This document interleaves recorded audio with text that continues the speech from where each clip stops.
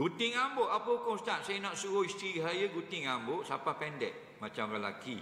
Saya saja tengok, kalau keluar rumah dia pakai tudung lah, depan mahram dia pakai scarf, orang lain tak akan tengok lah. Mungkin kalau saya tengok semakin rasa semangat sikit, nampak kemas, taklah mengerbang sangat. Baik. Mana seko ni? Dia kata dia minat bini dia rambut pendek macam laki-laki. Boleh tak? Rambut pendek macam laki-laki. Nah, boleh ke tak? Sebab bini dia pakai tudung keluar rumah.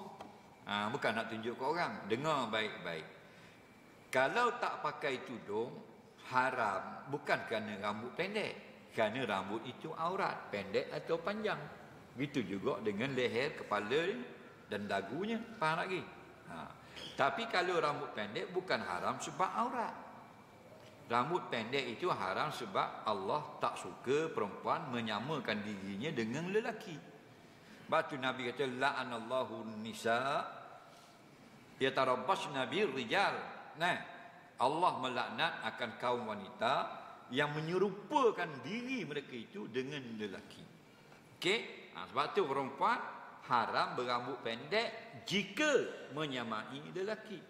Tapi kalau hanya perempuan berambut pendek saja, tidak haram, harus. Okey?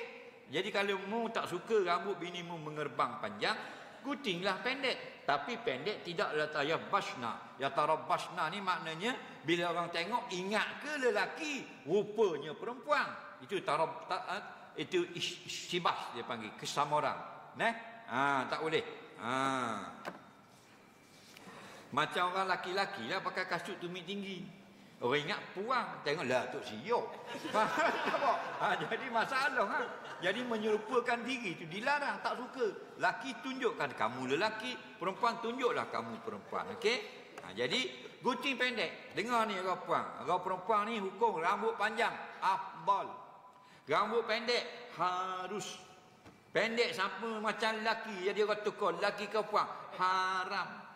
Jadi pilih yang pendek. Kan ramai kan, mungkin Google lihat kita short hair, woman, nampak model, itu baik macam-macam. Pilih semua rambut pendek, tapi tak sampai menyerupai laki-laki. Menyerupai laki kau ni pendek gini, ada sebeng, ada takok sini, macam lelaki.